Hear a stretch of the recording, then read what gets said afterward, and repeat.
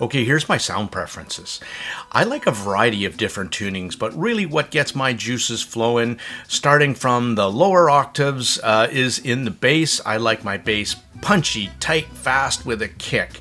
I like a little bit of energy down there, maybe a little bit of warmth, but not too much into the getting into bass bleeding. It's got to have enough weight to make male vocals, make piano, cello, percussions, have the right tonality. When it comes to my mids, I do like my mids and mid clarity, but I don't like too forward a mid, so that's the upper mids I'm talking about. So keep the pinna gain down a little bit and not make it too forward a presentation. And when it comes to the highs, I do like my sparkly highs. At my age, I'm probably losing a little bit of the high frequencies. But not too much where it's sibilant and in your face. So that's what I like.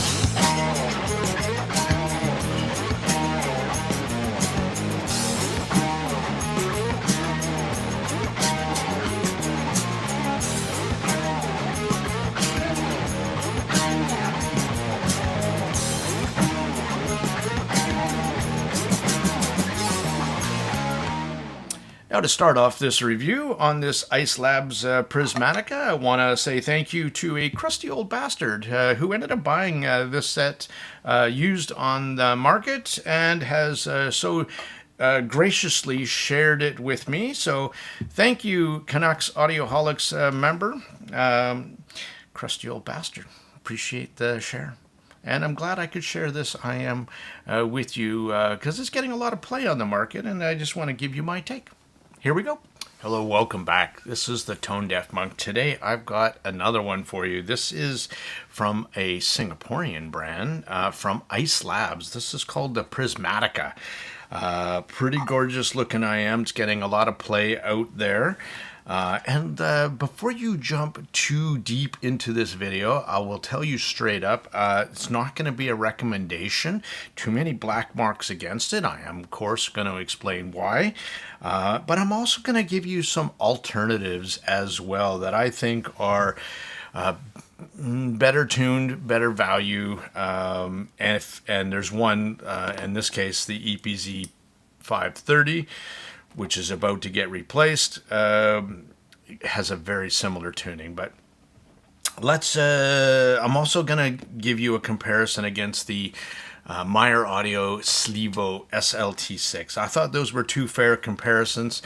The EPZ 530 is also a 5BA like the Prismatica, and the SLT6 is 6 balanced armature. So I thought this was a good comparison as well. So let's jump into the Prismatica for a second. Full CNC machine shells. They're on the larger, chunkier side. There is one small vent here, which I'm going to talk about in just a little bit. So the shells are on a little bit on the larger side for fitment wise.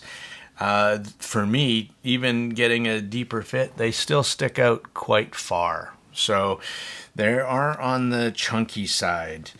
In comparison to the two other ones that I'm going to compare it with, the SLIIVO SLT6, the shell is literally like half its size. So again, sitting nicer in my ear. This one has the kind of the most custom wing on it, and then the EPZ 530 is by far the smallest in the CNC machine full wood shells. Really gorgeous as well. And that one is the smallest and has the nicest fit for me. All rears are different sizes and shapes, so that's subjective. But as we dive deeper into this, what do you get for $1,299 Singaporean dollars? And that's its first black mark. It's on the pricey side, and that's about the same in Canadian dollars. About 1,000 USD. So this all 5BA configuration uses one Knowles subwoofer BA. It uses 2 full range balanced armatures of, unknown origin, and 2 Sanyon high frequency drivers, which I've said this in the past. I actually like Sanyon BAs for the mids, but not in the highs. I find the highs are I don't like them as much as Knowles for the top end. So, but they are what they are inside of this. They obviously put some time and effort into the ice labs. So the shells and the machining, it's all very, very beautiful, very well done. It's a pretty IM. On the top has that silver and kind of blue inlay. It looks really nice with their logo. Three-way crossover inside of this, and acoustically tuned as well. So there is 3 borehole tubes in the nozzle, which is not too overly big, so it's nice there. And it's very efficient. So 160B, 13.5 ohms, so it's easy to drive. The unboxing and the accessories on this set are, as you would expect, kind of $1,300-ish. They're simply standout. Killer cable. Really like this cable up until one criticism. And you'll know what that is if you watch any of my videos. This one's in 4.4. It's a really nice looking silver SPC cable. It has good behavior. It has the splitter here with a little fidget spinner. It spins around. I kind of like that, as did the plug. Thought that was kind of cool. And 2-pin recessed terminations with their little logos. But again, here is the shell, and it's flush. So again, when the cable goes in, it's sticking out a bit, and it doesn't look great. It looks funny. It doesn't look finished. And I'm not sure why companies do this, but especially at this price, right? So it's the fit, finish, accessories, everything is great there. Now, I am going to address another black mark right off the bat, and that has to do with pressure buildup. And a lot of you people might not even be aware of this, and something to take into account when you're watching and reading reviews, especially about all balanced armature sets. Now, there's a few of us that are very pressure sensitive, and we can pick up on this right away. And I know the symptoms. It took me a while, by the way. It wasn't immediate. to get to know where I know now immediately as soon as I get any of these symptoms. And I knew something was up before I even looked at the configuration when I was listening to these set. And I knew something was up. And I'll tell you why, because normal ear tips, wide bore ear tips for me, to get the most amount of bass and the biggest stage, what I find is with pressure buildup, all of a sudden you're into it for a few minutes, you get this weird feeling in your ear, the bass ramps down and the high frequencies ramp up. So if you've seen some reviews and they're saying it's bright and it lacks bass or doesn't have the bass that other people have listened to, well then they might not know that they might be suffering from pressure buildup as well. So there's a couple ways to alleviate that. Foam tips or Tangzu Sanchi tips, which I find kill all the bass. And there's a happy medium. I find the Divinus tips do a great job, just enough and wide bore still to alleviate some of that pressure. So I needed to do that with this set in order to get proper impressions. So the case, what a killer case. It's got this 2 rubber seals on it. It's all metal. It's big. It's baller. It's badass. And I love it. Not that incredibly useful for day-to-day carry, but for storage, it's fantastic, right? Let's get into sound and jump into this. I spent enough on the IM already, and I want to tell you why this one's not going to be a wreck for me. And another black mark right up now against the Prismatica.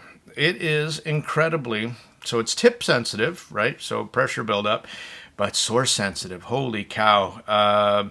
There's a lot of IMs that you can put, these other 2 that I have here in this comparison, you can put any source on it and they will sound good. This one was very, very finicky. And to be truthful, I never got perfect synergy with this tuning and the sources, and I have a lot that I would say I would pair this up with that all the time, right?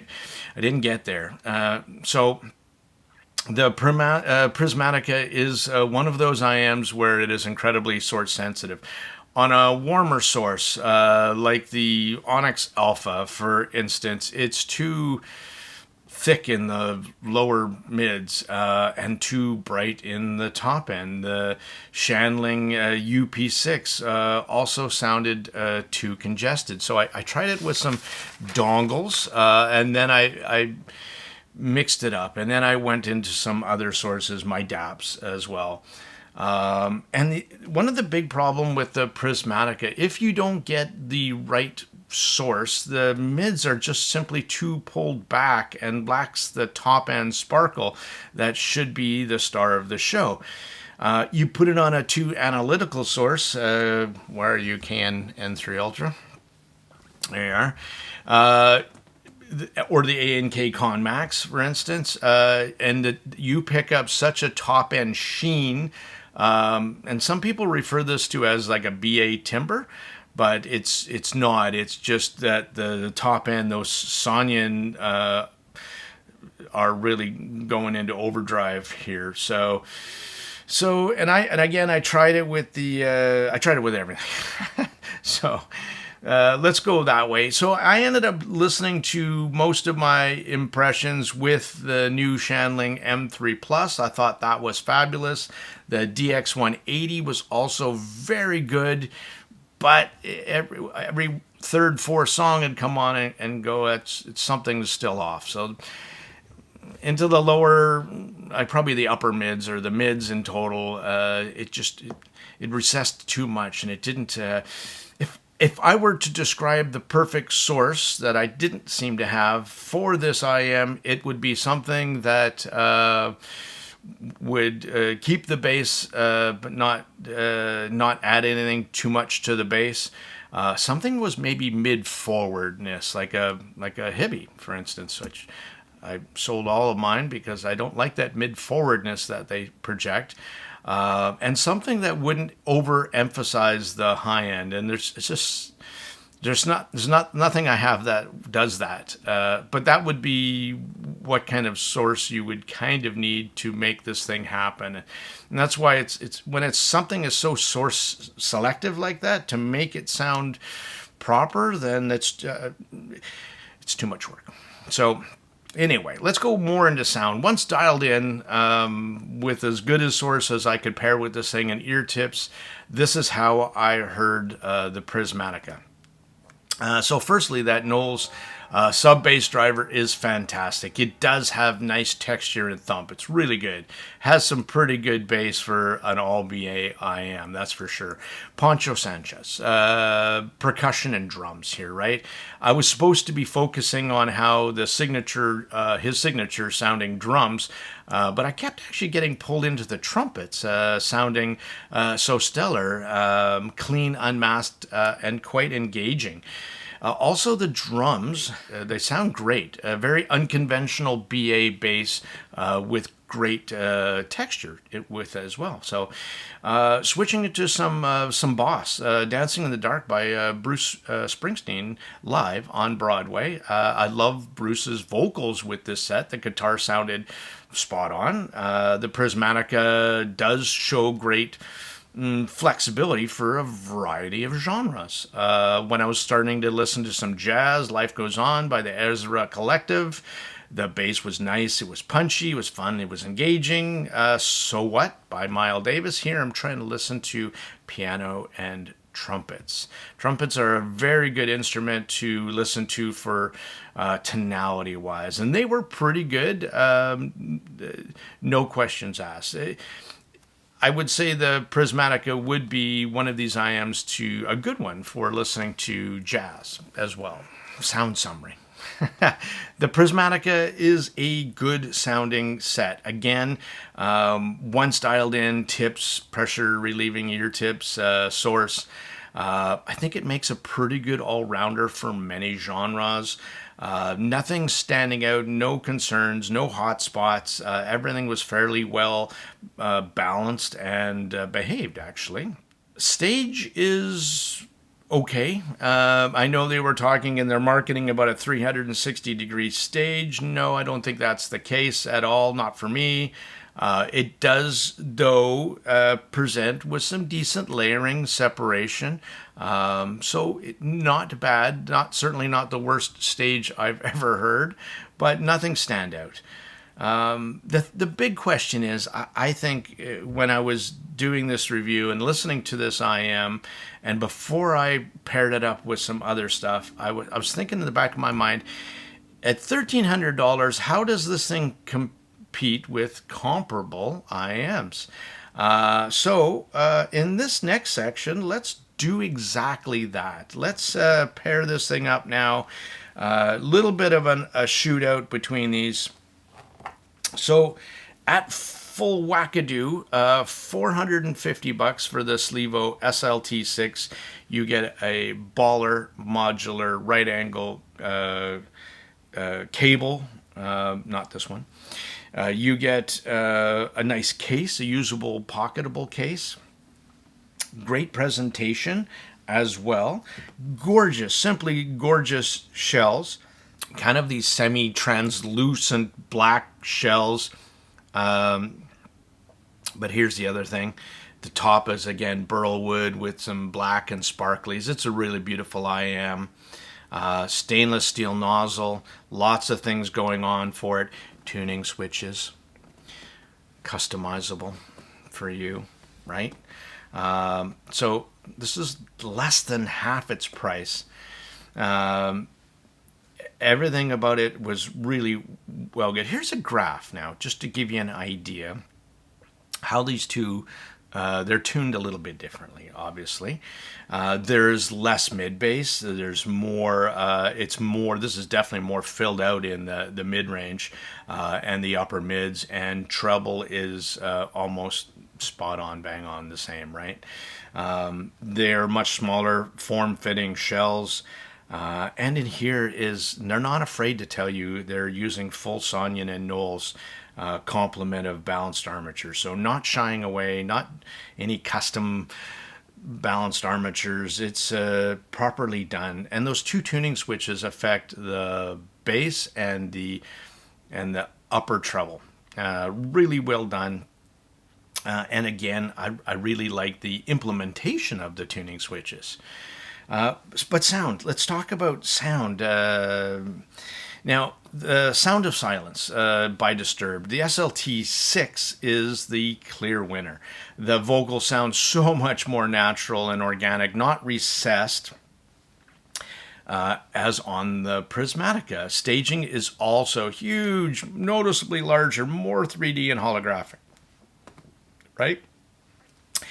Now, switching over to another set, here is the EPZ 530 on the same song. $530 full rip. It's getting replaced by the new EPZ 530 Pro. You can find this again now under $400. The box, that packaging, phenomenal. Again, modular cable, beautifully done. Two different color choices, beautiful shells. Comes in a wood box. Again, pretty hard to beat for that. The tuning. Look at the tuning between these two. Very, very similar, except for there is some more upper mids and treble in the EPZ 530, but that makes all the difference when it comes to sound. And talking about sound between these two, the Prismatica on that same song sounds darker. It sounds warmer with more recessed vocal presentation, more mid-centric in comparison to the 530. The vocals on the 530 come through with more clarity and resolution. That's that little bit of a bump up there. The pitch of the vocals in this track, though, are way more correct, less compressed, and certainly more engaging. This is a better tuning. Parachute by Shimza and Rachel Chinori. Sorry. Bass, and I'm listening for bass here, bass and bass texture. Bass on the Prismatica is nice. It has deep texture, and but the staging is incredibly center focused and I would say compressed. It's where I got on this one. And you immediately notice that when you pop in the EPZ 530s. And what happens in the bass, and even though they graph virtually identical, the bass is punchier, not as deep, but was immediately noticeable was the expansive stage again. It makes the Prismatica sound one-dimensional in comparison. It's really that much of a difference. Now, the SLT6 sounds just like, on that same song, sounds just like the Ice Labs, but the whole presentation is just more balanced. The SLT6 adds back in some of the punchiness of the 530 and still has, in my opinion, the best bass out of the three.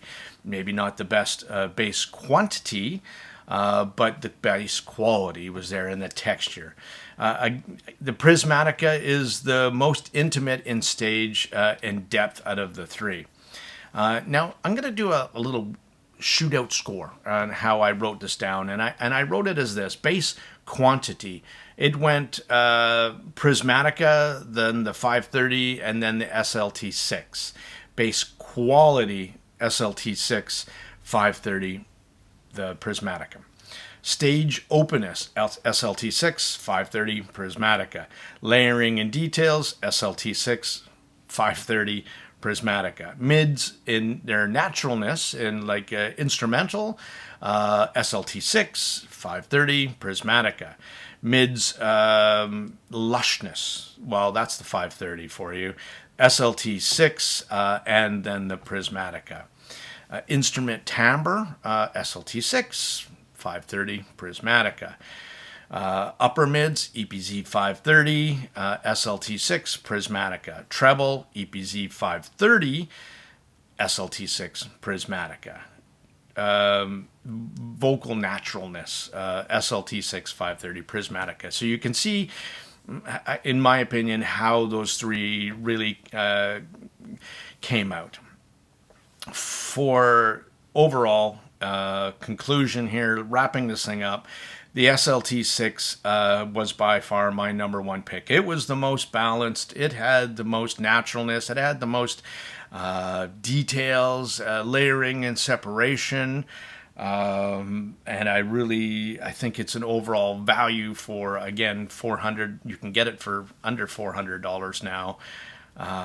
Makes it, top choice for me. If I wanted something that was tuned very, very similarly like the Ice Labs Prismatica, I would then get the EPZ 530 in a heartbeat. Easy win over the two. And the Prismatica coming in last, again, it's twice as expensive as the other two, right? You could buy the other two for less money than you could buy the Ice Lab. So while the Ice Lab Prismatica has a lot going for it sound-wise, it racks up just too many black marks to make this a wreck. Very source sensitive, tip sensitive, pressure buildup, expensive. And while the presentation is standout with the case, the cable, you get just as much, if not more. You do get more with the EPZ 530, and you get a nicer cable with the SLIIVO Myer-Audio with that modular cable. So that's kind of how I heard and love to share my impressions with this I Am with you. And I hope you learned a lot, and I was helpful to you. So this is the Tone Deaf Monk. I'm out for now. Thank you so much.